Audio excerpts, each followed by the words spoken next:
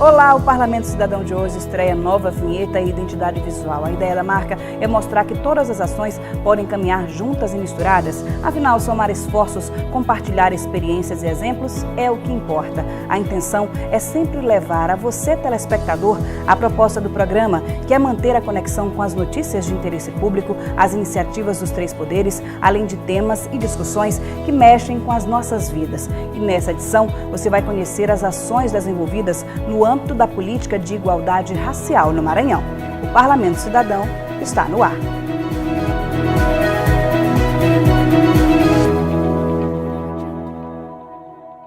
No programa de hoje, nós vamos entender como funciona e atua a Secretaria de Estado da Igualdade Racial, criada em 2007 no Maranhão, tendo como missão ser referência no combate ao racismo, à discriminação racial, à xenofobia e às formas correlatas de intolerância no Estado, além da elaboração das políticas de promoção da igualdade racial. Para isso, a gente recebe o secretário de Estado da Igualdade Racial, Gerson Pinheiro. Olá, secretário, seja bem-vindo aqui ao Parlamento Cidadão. A Secretaria está completando esse ano aí 10 anos de criação.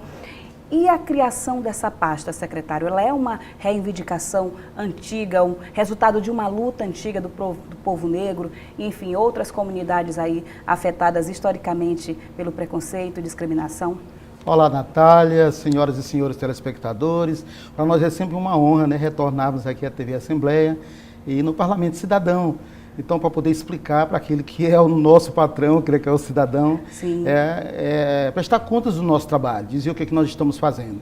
E no dia de hoje, né, que é uma data em que se comemora, na verdade, se relembra a luta, né, contra a discriminação racial, por conta do episódio acontecido na África do Sul, em Sharpeville.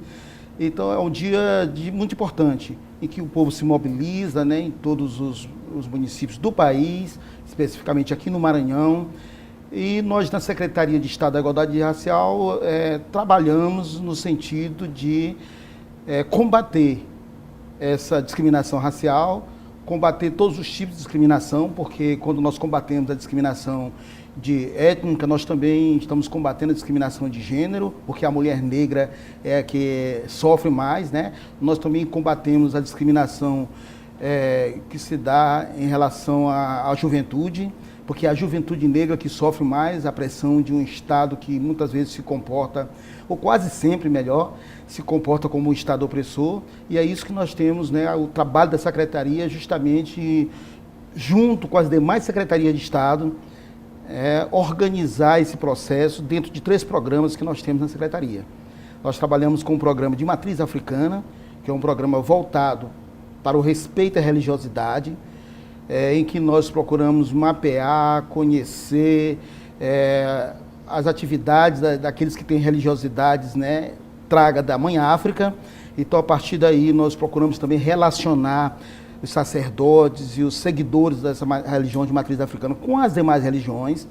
Este ano, melhor dizendo, no final de 2017, nós fizemos um grande encontro organizado aí pela Secretaria de Direitos Humanos, né, pelo nosso colega Chico Gonçalves, que nós participamos, onde todas as religiões que nós convidamos todas, né, e muitas se fizeram presentes. Então a gente pôde fazer um ato ecumênico entre religiosos de matriz africana, evangélicos, religiosos da Igreja Católica e outras religiões que se fizeram presentes. Então esse trabalho da matriz africana, além dessa questão voltada para a cobrança do respeito, né, porque eu conversando com as mães e os pais da religião de matriz africana, eles são claros em colocar: nós não queremos ser só tolerados, nós queremos respeito à nossa opção. E todos merecem respeito, né? E o Estado é laico. O papel do Estado é proteger. O papel do Estado é cobrar, né, que o cidadão respeite o cidadão e o Estado também, né, respeite o cidadão. Então essa é uma das tarefas. Uma outra, ainda na matriz africana, é o Minha Folha Minha Cura. São muitos os projetos, mas eu gostaria de destacar esse, porque ele é um projeto que nós vamos atrás das casas de matriz africana, e não só das casas de matriz africana, mas também das senhoras idosas, negras, que sempre trabalharam, né, utilizando raízes plantas medicinais, para fazer aquela primeira cura. Quem de nós não foi benzido de quebranto? Exatamente. Eu fui, né? Eu também. Eu fui, Nádia. Quem também. de nós não foi benzido de quebranto? Então, principalmente no estado como o Maranhão, um dos estados mais pobres do país, onde nem sempre você consegue chegar rapidamente ao atendimento médico. Então, se você tem a vovó ali do lado, que sabe benzer, que sabe pegar uma planta, uma raiz e fazer um chazinho para aplacar a sua dor, enquanto você chega ao médico, é muito importante. E o que nós queremos é levar isso a um outro patamar. A partir de um convênio do Estado com a Universidade Federal do Maranhão, do Farmácia Viva, nós estamos trabalhando todas essas plantas medicinais para que no futuro bem próximo, assim como as 12 plantas que já estão sendo trabalhadas pelo laboratório da doutora Terezinha Rego, também outras plantas possam ser trabalhadas e o próprio médico possa receitar. Olha, você está com dor de barriga, toma esse chazinho aqui, se não der jeito, a gente vai para o medicamento, para um fármaco, né, para um medicamento mais elaborado.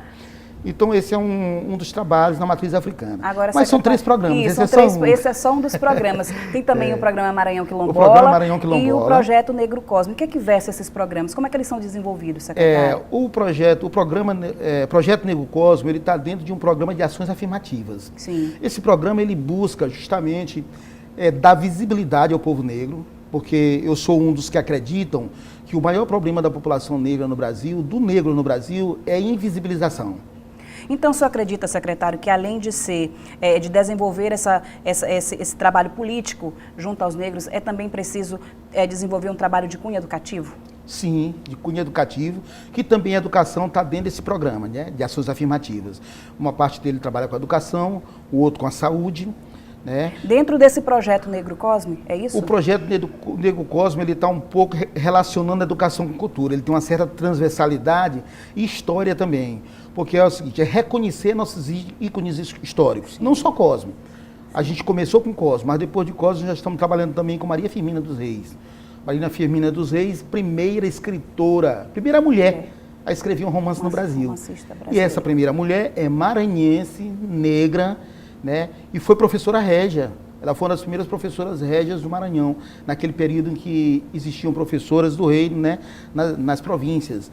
E ela dava aula, se não me engano, em Guimarães. Então, ela não foi só a primeira mulher, mas a primeira mulher negra. Então, isso é muito importante. Já tivemos a chance de homenageá-la na Feira do Livro do ano passado. Na Feira do Livro do ano passado. E o governador Flávio Dino também nos presenteou com a Praça Maria Firmina, que fica ali na Vila Gorete, para quem não sabe onde é, bem nas cabeceiras da ponte, na cabeceira da ponte Bandeira Tribuzzi. No início da grande região negra, né, que eu chamo de Grande Liberdade, que vai desde ali da Vila Gorete até a Alemanha, passando pela própria Liberdade, né, e pela fé em Deus. Então, esse programa de ação afirmativa cobre essa parte. Na questão da educação, que você frisou, nós temos o trato com a Lei 10.639, né? Com a lei que trata do ensino da história e da cultura afro e afro-brasileira. Então, é para dizer o seguinte, o povo brasileiro, ele está em um tripé de formação, principalmente, além de ter outras contribuições culturais. Então, nossa história vem de Portugal, sim, vem da Europa. Mas ela vem também do original, do índio que já estava aqui. E ela vem principalmente, e eu digo principalmente, porque a população negra é a maioria. No Brasil, a população negra é aproximadamente 52%. No Maranhão, a população negra é 76,2%. Então, negro, eu digo sempre para as companheiras da luta de gênero, que negros e mulheres são maioria, né, no Brasil, no Maranhão, e são chamados de minoria. Só para a gente encerrar esse primeiro bloco, secretário, e o programa Maranhão Quilombola?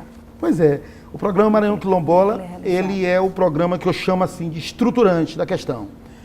Porque ele trabalha com todas as comunidades quilombolas, nós vamos apresentar aqui, mas vamos ter que falar mais um pouquinho sobre ele no segundo bloco, porque ele é muito amplo. Então ele trabalha com todas as comunidades quilombolas, que no Maranhão nós temos 500 e algumas cartas da Palmares de certificação. Eu falo algumas porque isso vai mudando, a gente não tem o número exato de hoje. Sim. E essas cartas, elas representam, esses títulos, eles representam mais de 680 comunidades. Ou seja, no Maranhão temos mais de 680 comunidades já reconhecidas pela Fundação Cultural Palmares, além de outras 1.000 e não sei quantas que não são reconhecidas ainda, que estão em processo de reconhecimento ou que nós nem sabemos. Precisamos ir lá, descobrir e fazer esse trabalho. Então o Maranhão Quilombola é muito interessante nesse sentido, porque ele termina sendo o palco de atuação dos outros programas. Entendi, secretário. Mas a gente continua falando no segundo bloco. O Parlamento Cidadão vai para um rápido intervalo, mas volta já já, não sai daí.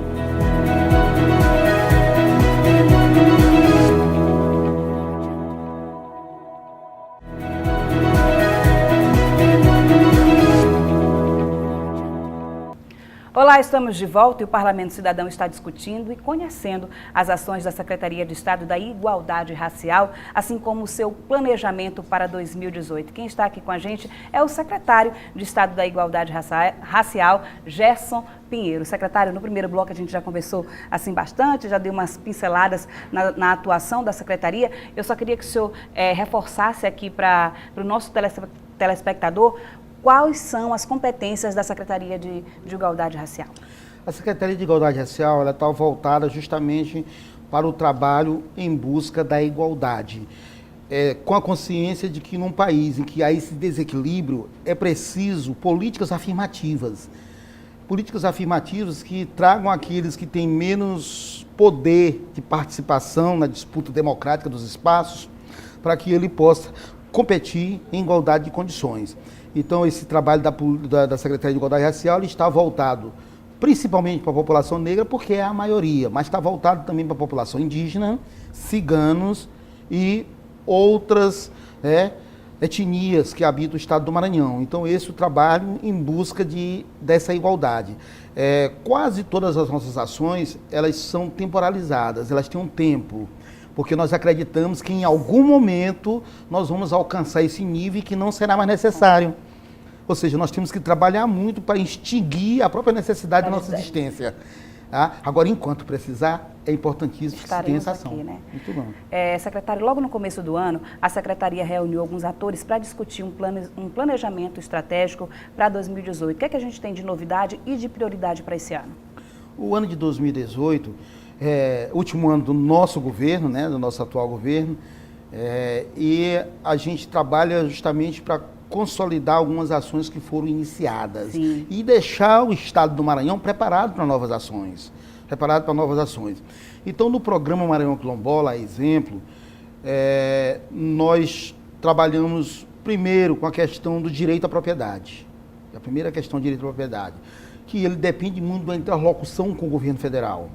Porque a Fundação Cultural Palmares é um órgão do Ministério da Cultura do governo federal que certifica a comunidade. Ela passa a ser quilombola a partir de que ela tem esse certificado, dizendo que ela é quilombola. As comunidades certificadas, elas entram no nosso raio de ação em busca da posse do território, que é o segundo passo nessa questão. A posse do território que pode ser dada através do INCRA, quando são terras da União, quando são terras de grandes propriedades, que existe uma indenização e tal, obedecendo à determinação da Constituição Federal, que no seu artigo 68 do ato das disposições constitucionais transitórias, diz que todo o povo negro tem direito ao local onde habitaram seus ancestrais e ele permanece habitando. E diz ainda, esse artigo, que é dever do Estado regulamentar essas terras, regularizar essas terras, dar o título. Então a gente cumpre nessa primeira parte essa questão. E hoje nós temos ações sendo feitas com o INCRA, existe uma mesa quilombola do INCRA, que reúne, além do próprio INCRA, a CI, Direitos Humanos, Agricultura Familiar, Promotoria de Justiça, vários órgãos que reúnem ali e analisam os processos. Embora a gente tenha que dizer que hoje nós estamos com muita dificuldade em relação ao INCRA, porque o INCRA foi esvaziado. Sim. Não tem recursos. Então a gente toma as decisões, mas eles têm dificuldade de concretizar essas decisões. Mas temos uma mesa também quilombola junto ao ITERMA. Aí o problema são de outra ordem, os problemas. Sim. É que nós não tínhamos uma lei estadual regulamentada que permitisse ao órgão estadual de terras regularizar territórios quilombolas. Sim. Então ele fazia a regularização de pequenas áreas. A gente brincando diz até assim, regularizava quintais, né? Porque são pequenas áreas. Aí, ao percebermos e ao chegarmos à secretaria e tomarmos conhecimento disso, nós procuramos, junto ao governador, um decreto que regulamentou a lei. Então, em 2015 ainda saiu um decreto regulamentando a lei. Sim. E aí, depois disso, numa discussão com as comunidades, nós estamos fazendo uma instrução normativa, aliás, já está pronta a instrução normativa, que foi feita pelo ITERMA, pela jurídica do ITERMA. Ele foi depois para as comunidades, elas deram o aval e agora nós estamos publicando a instrução normativa, mas nós não aguardamos todo esse trâmite da legalidade para começar. Sim. Já foi iniciado o processo de regulação fundiária pelo ITERMA. Então, em pouco tempo, nós teremos os primeiros territórios mesmo, das dimensões corretas, regularizados. E nós temos como exemplo agora a ação que está acontecendo nesse momento lá na cidade de Matinha. Exatamente, secretário, eu queria tocar nesse no território de Sesmaria dos Jardins. Como é que se faz, como é que a secretaria faz esse planejamento estratégico para levar essas ações afirmativas para os municípios do estado, para o interior, que é, enfim, uma região de maior dificuldade de acesso? Olha, nós trabalhamos com a transversalidade. A Secretaria de Estado da Igualdade Racial, eu costumo brincar também, ela não tem médico, ela não tem professor, ela não tem engenheiro civil. O Estado tem. Então, a Secretaria de Igualdade Racial, por exemplo, na questão da educação, o nosso planejamento ele é discutido com a Secretaria de Educação. Então, a Secretaria de Educação tem um setor que trata da educação quilombola, uma supervisão que é a Superqueri, trata da educação quilombola. E nós acompanhamos, juntamente com o secretário de Educação, no caso o secretário Felipe, cada ação desse departamento da Secretaria de Educação. E aí é nesse sentido que a gente vem conseguindo reformar escolas quilombolas. Implantamos 6 escolas quilombolas já agora nesse governo, Sim. que elas eram escolas anexos. Nós transformamos em escolas de fato, de verdade. E fizemos visitas a mais de 15 escolas quilombolas. Tem uma que está perto de ser inaugurada agora. Tem uma que está perto de ser inaugurada. Essa escola fica na comunidade de Damásio, lá em Guimarães. Comunidade de Damásio, em Guimarães, está pronta já para ser inaugurada. Estamos aguardando uma agenda do governador, do secretário de Educação, que está muito cheia, porque estou entregando escola todo dia. Então eu os acompanharei a Damásio para que nós possamos entregar para a comunidade. E tem várias que nós estamos trabalhando nesse sentido. Além de um projeto que fica aí para os próximos anos, que é de ampliar o número de escolas. Porque na nossa avaliação, no nosso planejamento, nós percebemos que ainda é muito pequeno o número de escolas para atender uma população dos números que eu disse aqui no início da reportagem. Agora, secretário, além dessa parceria que a secretaria tem com os outros órgãos, com as outras secretarias, a própria secretaria ela tem uma equipe de profissionais que trabalham em várias frentes. Qual a importância desse trabalho integrado, secretário, e como é que é a rotina desse trabalho? Pois é uma rotina mesmo, muito estressante, inclusive, mas muito prazerosa. Que nós estamos fazendo um trabalho, né, que a gente acredita, né, que o governador Flávio Dino acredita, voltado para aqueles que mais precisam. Então, nós temos técnicos em cada área dessa. Primeiro, nós temos esses 3 programas, cada um deles tem um técnico que coordena os programas.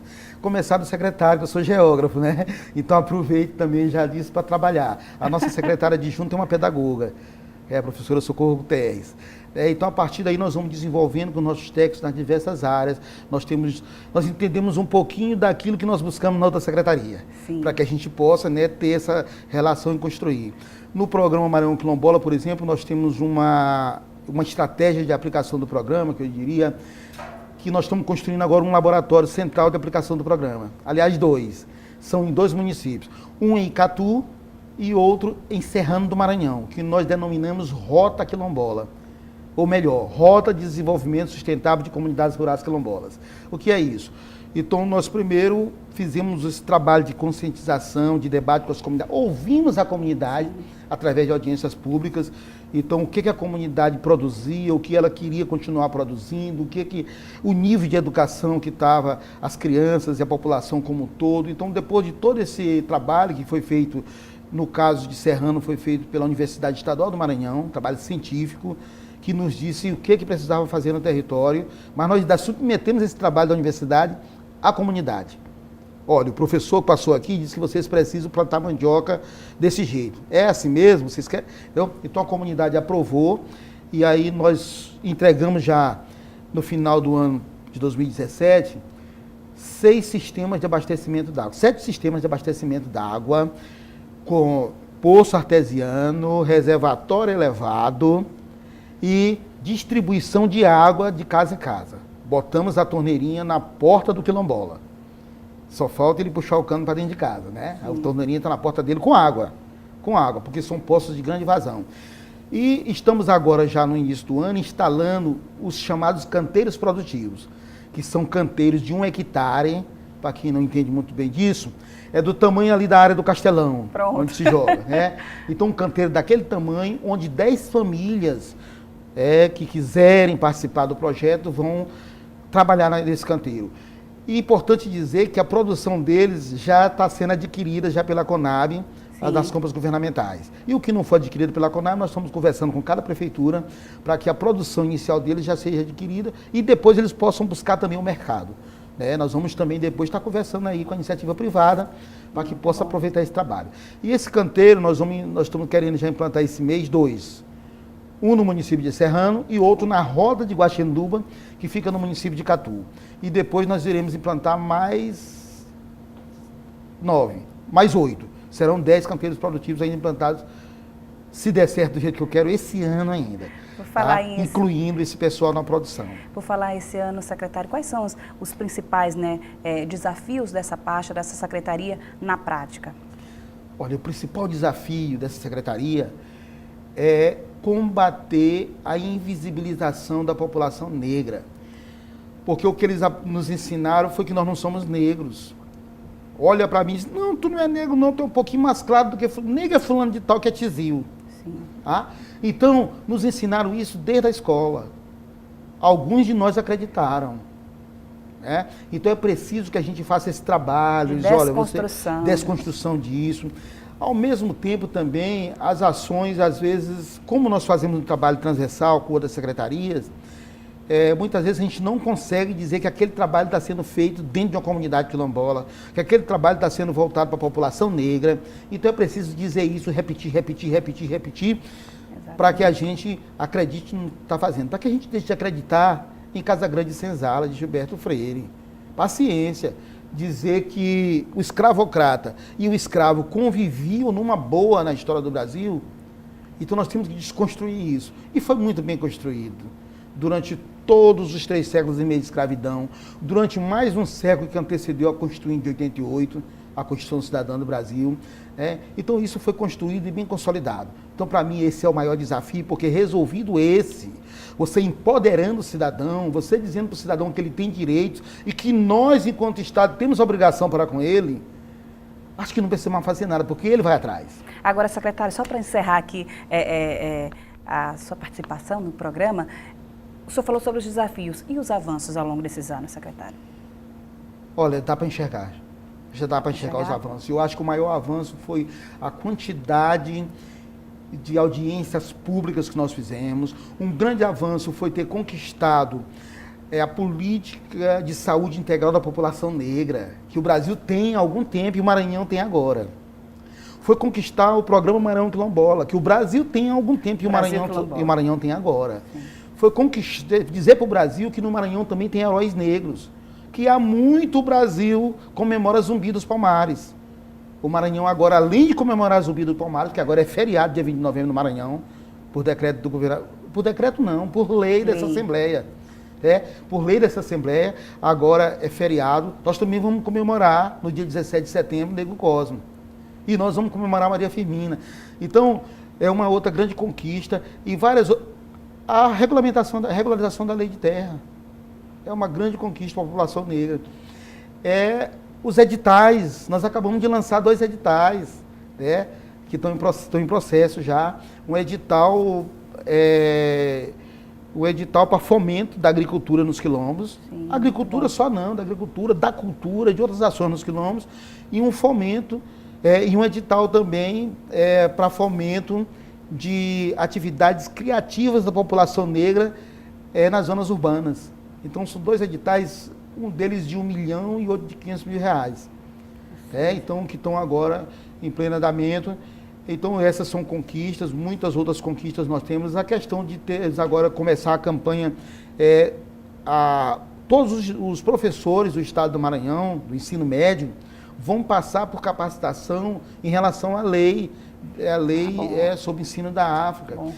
Então, isso são conquistas que a gente desejava há muito tempo, que o Brasil às vezes já tinha e que o Maranhão agora tem. Secretário, muito obrigada pela sua participação aqui no Parlamento Cidadão. Seja sempre bem-vindo aqui à TV Assembleia. Nós é que agradecemos, Natália, e o governo do estado do Maranhão, né, que eu falo aqui em nome do governador Flávio Dino, todas a abertura de espaço, as portas abertas da Assembleia Legislativa, as portas abertas desse espaço para a gente estar nos comunicando com o cidadão, prestando contas, que é o nosso dever. Só para lembrar aqui a população, para quem quiser mais informações da Secretaria, basta acessar o site igualdaderacial.ma.gov.br. E o Parlamento Cidadão fica por aqui. Para rever o programa, acesse o site al.ma.leg.br/TV. Acompanhe também a nossa programação pelas redes sociais. Muito obrigada pela sua companhia e até a próxima discussão. Até lá!